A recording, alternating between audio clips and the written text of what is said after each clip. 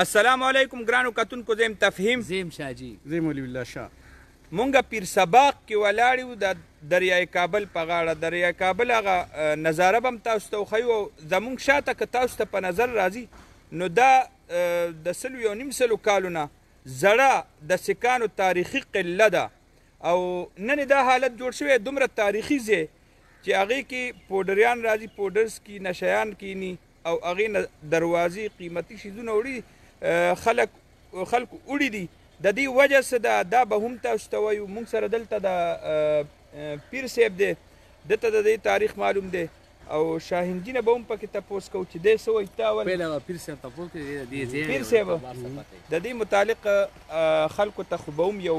ویو ورکوو، عزت ورکوو، خبره هم دې کوئ چې د دې تاریخي څه دی. د دې کلا چې دا د سردار پوله سنګ ده. سردار پوله سنګ چې هغه د دې یو مضبوط د دې بر صغیر یو لوی سردار د سیکانو او په زر جریبه کې د سیکانو بکول چې دا 11000 جریب ده، خو دا زر جریبه فارم دی، اوس زری فارم دی. او رنجیت سنګ چې دی نو هغه 3 پیری پیر سباق ته دلته راغلی او چې کوم هغه 1857 هغه فیصله کن لړۍ چې شوې ده چې سواد باباجي راغلی، ټوډیری باباجي محمد شعیب صاحب راغلی او سیکانو سره دی بیا پتلو مجبور کړي نو اکه دا د هغې کلا ده، باقاعده د هغه د استوګنې ځای دی، د هغه سمادي ده پکې او د هغې لکه داسې دی چې لکه په ډېر هغه به یو لوی لنګر هم ورکولو. بیا دلته چا په چاړه والي او زنګ د دې پیرانو سیدانو چې سخي مکمل شاه نوم په هغه چاړې سخي مکمل شاه لیکلی. بیا چې د انګریزانو وخت کې هغه چاړو کته نو بیا وی کته نو دی خو زخمي فی الحال نو ورته یې چېرې دا چې څوک قتل کړي نو هغه په چاړه باندې خپل نوم نه لیکي. سخي مکمل شاه بری کو او داسې وکړو چې د بیا خپلو چیلګانو ته خپلو مریدانو ته د پولسینګ ووي چې داسې چل وکړي چې سخي مکمل شاه ته څه مه وایي. هغه هم یو ډېر لوی ایماندار سړی او هغه ډېر داسې مشر سړی نو هغه به دوی ته وایي چې ګورې بیا به تاسو یتیمانان به شي، هغه ته څه مه وایي. بیا هغې نه هغه پس بیا هغه مړم شو او دلته خښ شو. دغه سمادي ده د ګمبد غوندې په شکل چې ښکاري دا د هغه سمادي ده دلته کې سوځلې دغه اخري دا ګمبد غوندې چې ښکاري. دا دیوالونه تاسو وګورئ په دې کې د اعلی قسم لکه دا یو قدیمي ورثه ده او تاریخي ورثه هریټیج دی، هر زبردست دغه د ماربل دی کې که تاسو وګورئ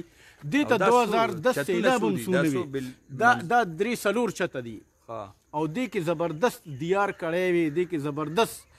دې کې اوسپنه ده. خو هغه د ډېرې د افسوس خبره وکړو چې دلته کې چې کوم ډایرکټر دی یا د زیارت نه اوس یو څوک راغلی دی منیجر دی پکې دا ټول لیبر وي چې هغه بیړي ده دی چې پکې د دیار غونډ لرګی ته بس کباړي دی، لرګی ته خرڅ کو، اوسپنه ته خرڅه کا او بس اسم نه پرېږدي تر دې چې دا ماربل دا تاسو ګورئ سړی حیران او پریشان شي چې دا هغه وخت کې دی څنګه لګولي دا څنګه تراشلي څنګه دي. دا بالکل دا وګوره دې کې ور نشته د دیار پوډریان پوډرز کی نو دې خوا پوډریان پوډرز کی ارستی وړي او اخواته فارم والا کم منیجران دی ډایرکټر دی هغه ته رسول د دې مین ګیټ هغه د دې مین ګیټ دا مین ګیټ دی. او پیر صاحب دا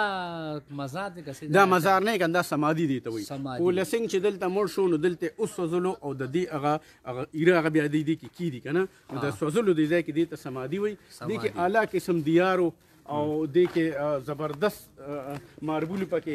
ټول تم دی فارم والا په میلی بغت باندې هغه ارشي هغه یوړو او بس او دا سکوبیو تاریخي دا جمعاتو دا د 500 کالو اوس چې مونږ کوم ولاړو دا جمعاتو. خو د افسوس سره وینا ده چې دې ځان ته هلته په امه ویلفیر ټرست باندې جومات جوړ کړو، دا جومات یې شاړ کړو چې اوس مونږ جوړولو نو په دې باندې دغه راواغېسته چې یاره دا خو دوی قبضه کوي بزرګ دلته قبضه کوو هغه ځای ولې قبضه نه کوو. الان کې په دې مونږ لیکلي نقشه مو پې د جومات جوړه کړې دا زوړ تاریخي جومات دی هغه ونړېدو او دوی یې بالکل تپوس نه کوي. او داسې باغ ماغې جوړ کړو ورسره دا ورسره ډېر زبردست پارک و، یونین کونسل پارک مو او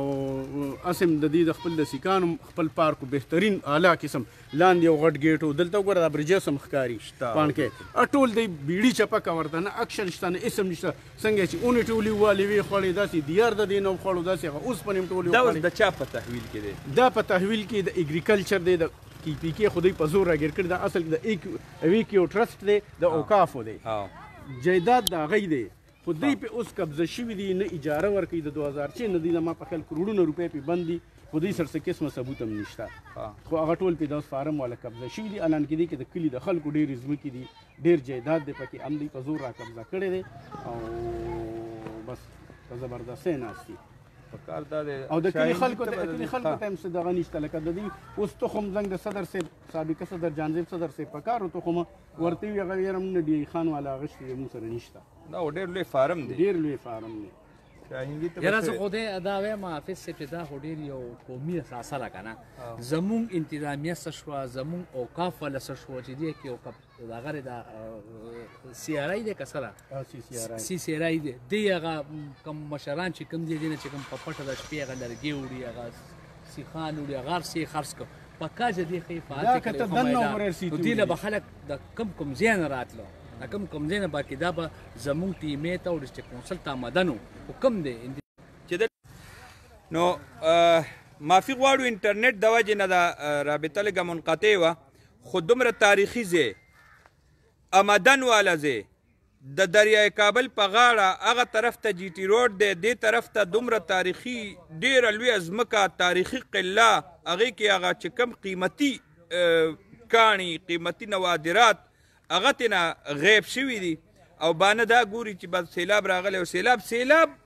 ورونه څنګه یوړل سیلاب سیخ څنګه یوړل درېیم چت او څلورم چت نه سیخونه څنګه یوړل نو هر څه پکار دا دی چې حکومت دې نه یو تفریحي سایټ جوړ کړی وی دلته چې مونږ کوم ځای ولاړ یو دلته دا جومات وی ورسره دی خوا دا که تاسو ته ښکاري د مونږ شاته دا د پارک ځای دی د بل طرف ته لفټونه دي نو دا لفټ دی چیر لفټ دی او هر څه شته لږه توجه والا پکار ده نو که دې ته توجه ورکړې شوه نو زما په خیال دا د دې علاقې دپاره او د پوره نوښار دپاره حافظ صاحب موږ چې خلکو ته وایو چې راځئ زموږ پاکستان ته بیا کې پي کې ته راځو بیا زموږ نوښار ضلعې ته راشي ویزټ وکړئ نو دا غوښتل چې موږ چې په لار راتلو دا ډېرانونه په پیر سباق کې ته په خدای یقین کې ما خو نه لید چې دې کې څه انتظامیه شته یا ټیمې والا شته او بیا چې دې ته راغلم دا څومره ښکلې ښکلا ځای دی سیند غاړه را او بله خبره د پیر سباق نه څومره مدنزي حکومت ته 1 لاک روپۍ روز دی غر په من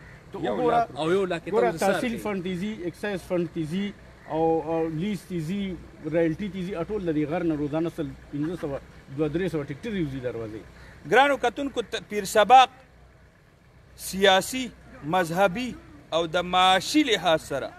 ډېر اهمیت حامل دی دلته د دې کاڼې خرڅېږي د دې شګم خرڅېږي د دې خاور هم خرڅېږي د دریای کابل په غاړه چې کومه شګه ده دا هم خرڅېږي خو د غفلت د وجې نه یو دلته یو خبره ده جی